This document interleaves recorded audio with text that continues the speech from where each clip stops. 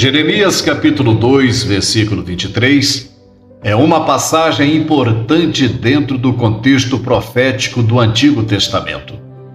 Este versículo faz parte de uma acusação mais ampla que Deus, por meio do profeta Jeremias, dirige ao povo de Judá. A passagem inteira de Jeremias 2 destaca a infidelidade de Judá e a sua idolatria, sendo uma advertência divina contra a apostasia e um chamado ao arrependimento. Para entender plenamente Jeremias capítulo 2, versículo 23, é essencial considerar tanto o contexto histórico quanto o teológico que permeia essa declaração.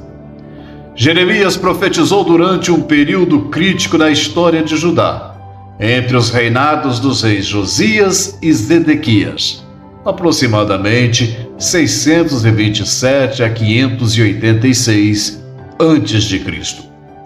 Este era um tempo de declínio político e espiritual, culminando na destruição de Jerusalém e no exílio babilônico. O reino de Judá estava cercado por potências emergentes e enfrentava constantes ameaças de invasão. Dentro deste cenário, o povo de Judá frequentemente buscava aliança com nações estrangeiras e adotava práticas religiosas pagãs na esperança de segurança e prosperidade. Jeremias 2:23 diz: Como podes dizer, não estou contaminada? Não segui os Baalins? Vê o teu rastro no vale. Reconhece o que fizeste. És uma jovem camela ligeira que corre por seus caminhos.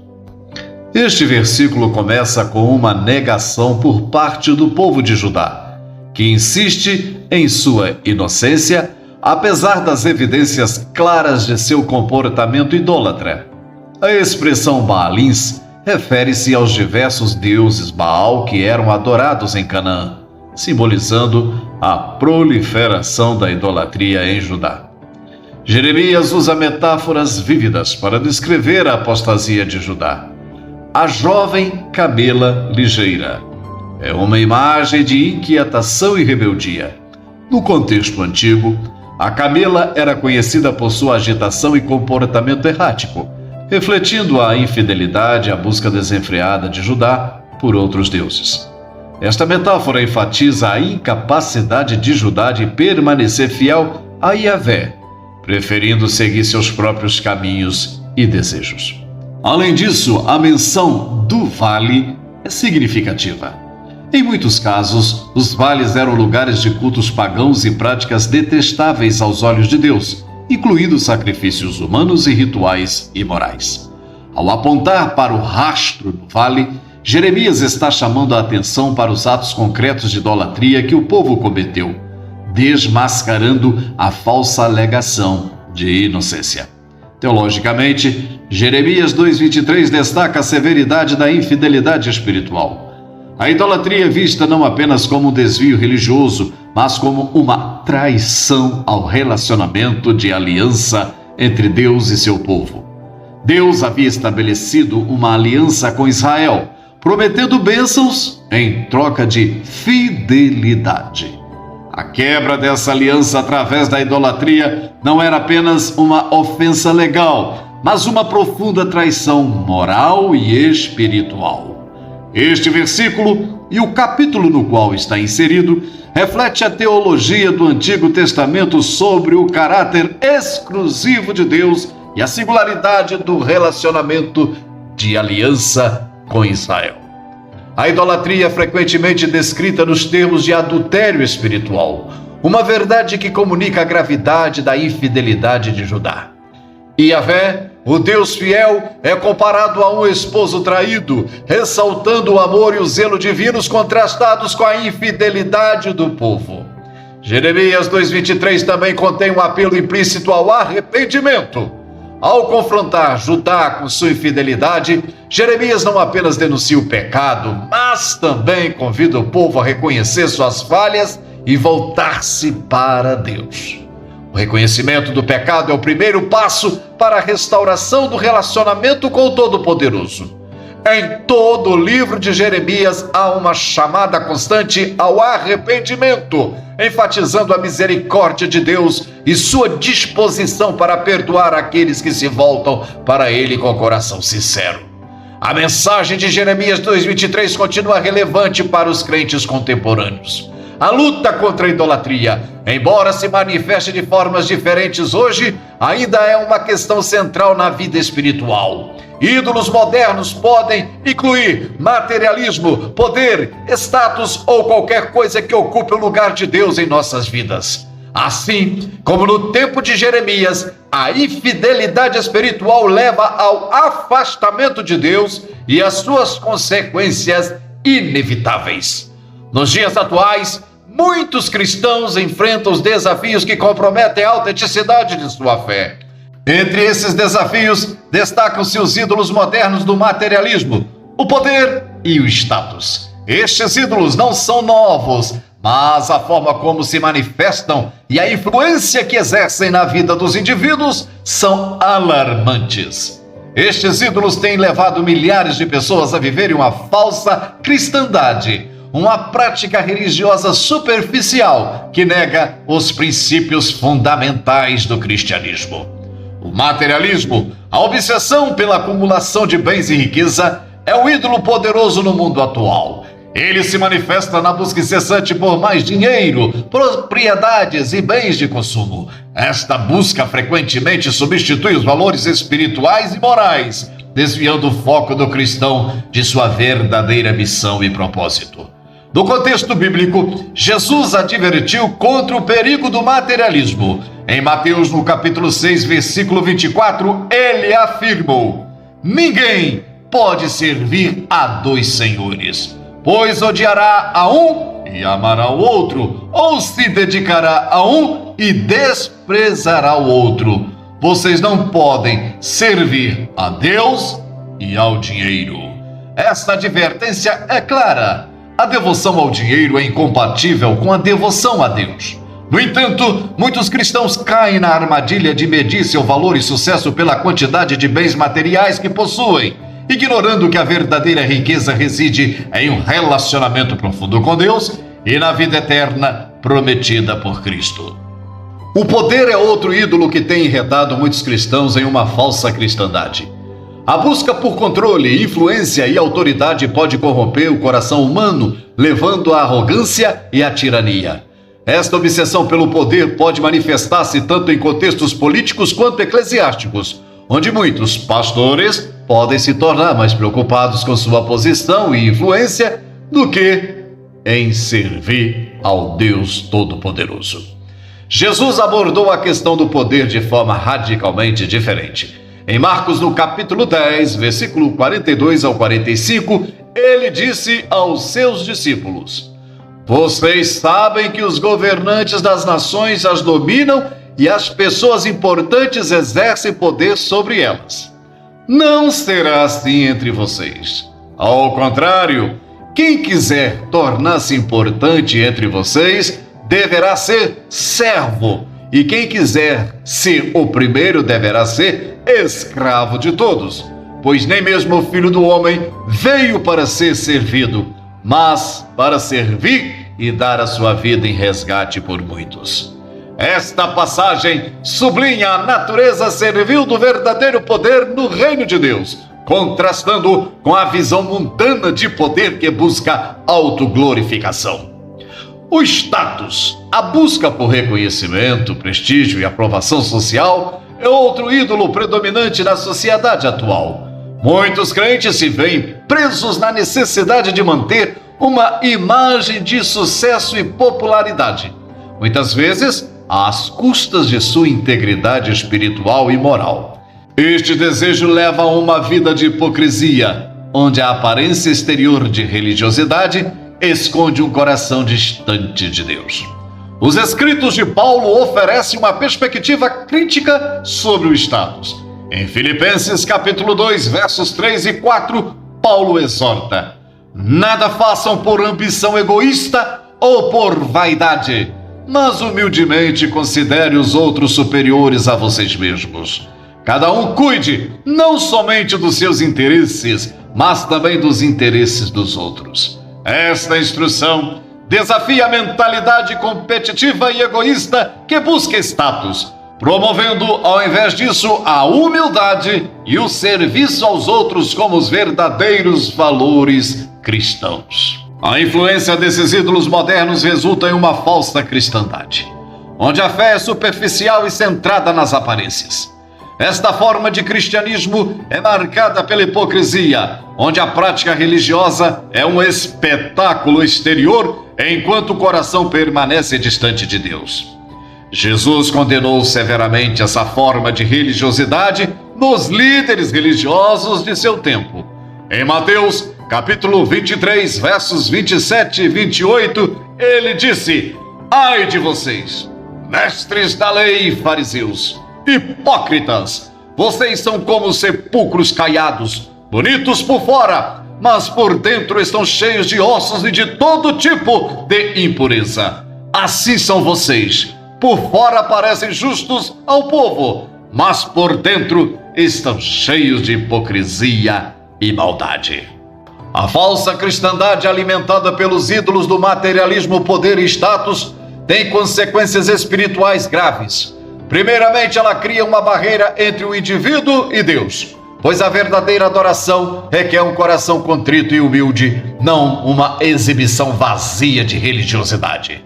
Segundo, ela prejudica o testemunho cristão no mundo, pois os não cristãos veem a hipocrisia e se tornam céticos em relação ao Evangelho.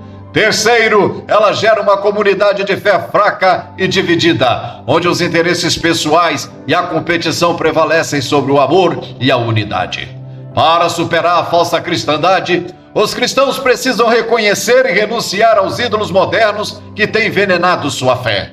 Este processo começa com uma autoavaliação honesta e um arrependimento genuíno. Jesus chamou os seus seguidores a um discipulado autêntico, onde a cruz e o autossacrifício são centrais. Em Lucas capítulo 9, versículo 23, ele afirmou: Se alguém quiser acompanhar-me, negue-se a si mesmo, tome diariamente a sua cruz e siga-me.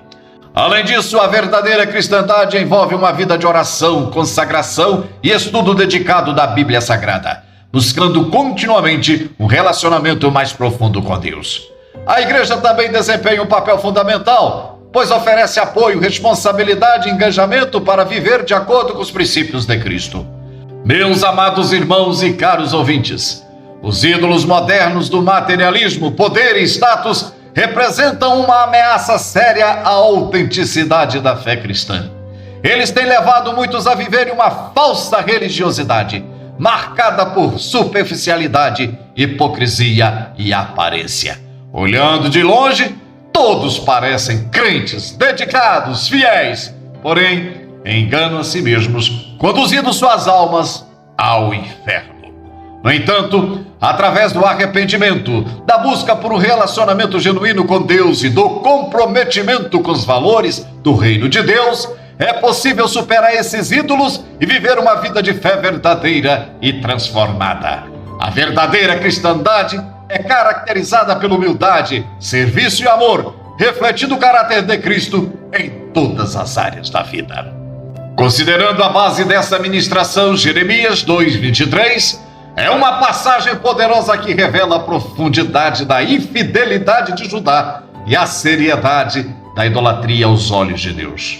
Usando metáforas vivas e confrontadoras, Jeremias desmascara a falsa alegação de inocência do povo e os chama ao arrependimento. Este versículo, situado no contexto mais amplo da profecia de Jeremias, destaca tanto a justiça de Deus em julgar o pecado, quanto sua misericórdia em buscar a restauração do relacionamento com seu povo. Através da lente teológica, vemos que a infidelidade de Judá é uma advertência contra a apostasia e um chamado perene à fidelidade a Deus. Em última análise, Jeremias 2:23 não é apenas uma acusação histórica, mas uma mensagem eterna que desafia cada crente a examinar seus próprios corações e a buscar um relacionamento genuíno e exclusivo com Deus verdadeiro. Que Deus em Cristo Jesus vos abençoe E pensem nisso.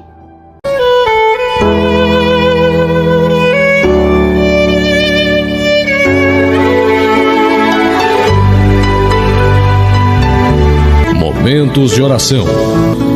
E tudo quanto pedirdes, crendo, recebereis.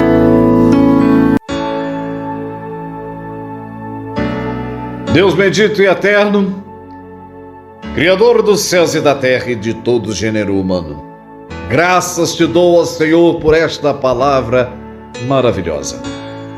Considerando o texto, ó Deus, de Jeremias, onde declara com muita propriedade a real situação de Judá, distante, desviada e ainda, Senhor, numa situação mais dramática, negando-se a reconhecer a sua situação, alegando uma falsa inocência. Esta mensagem, ó Deus, ela se contextualiza à nossa realidade de uma forma tremenda. Pois é da mesma forma que muitas pessoas que se dizem religiosas, que se dizem cristãos, que se dizem evangélicos, não importando o rótulo denominacional. Mas a verdade é que muitos estão vivendo uma falsa religiosidade, enganando a si mesmos, pois estão presos à idolatria. Como citado na mensagem, se tornaram verdadeiros idólatras quando se curvaram ao poder, ao status e ao materialismo. Essa é uma verdade, meu Deus, patente, cristalina, que não precisa, ó Deus, fazer uma pesquisa ampla, que não há necessidade de buscar com lupa, pois está estampado diante de todos nós que milhares de pessoas são idólatras e estão se apresentando à sociedade como crentes, mas estão distanciados da verdadeira adoração e do que é o teu evangelho, da proposta que o Senhor Jesus nos fez durante o seu ministério terreno e ratificado através da sua morte e ressurreição. Deus bendito, tenha compaixão dos teus filhos, tenha compaixão desta geração, meu Pai, e que teu Santo Espírito, ó Senhor, possa ir de encontro a estas vidas, promovendo, meu Pai, um despertar, aleluias, ó Senhor, para que possam ver a realidade e a beleza do Evangelho, o Evangelho puro, o Evangelho santo, o Evangelho que envolve a todos, não importando classe social, não importando se tem bens materiais ou não. Dentro deste Evangelho, meu Pai, os pretos são iguais aos brancos, não há diferença de raça, os ricos são iguais aos pobres, pois Deus, olhando do alto, não viu o justo sequer, mas todos pecaram e estavam destituídos da sua glória. E através do sangue de Jesus, o Senhor nos contempla, aleluia, de forma vertical, onde não aparecem as diferenças, onde, meu Deus, o Senhor não consegue contemplar diferença cultural, diferença acadêmica, pois o Senhor, com teus olhos de fogo, contempla um coração sincero, pronto a te servir e te adorar. Nesta hora, ó Deus, manifesta a tua glória sobre estas vidas que me ouvem neste instante. Leve a eles, meu Deus querido, uma proposta de reavaliação, de reconsideração dos seus caminhos, uma autoanálise, para que não incorra no erro de estar vivendo uma falsa cristandade. Sendo assim, como profeta da última hora, eu abençoo a todos no nome de Jesus.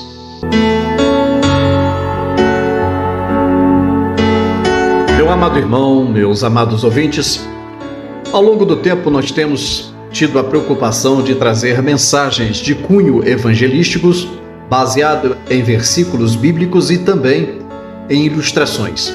Se você, ao ouvir essa mensagem, sentir tocado, gostou, achou que ela é proveitosa para evangelizar ou para poder ajudar um amigo, um irmão em Cristo, faça o seguinte: compartilhe, dê um joinha, faça a sua inscrição e envie para o seu irmão.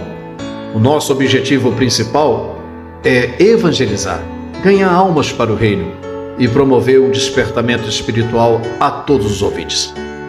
Que Deus abençoe. Meu muito obrigado.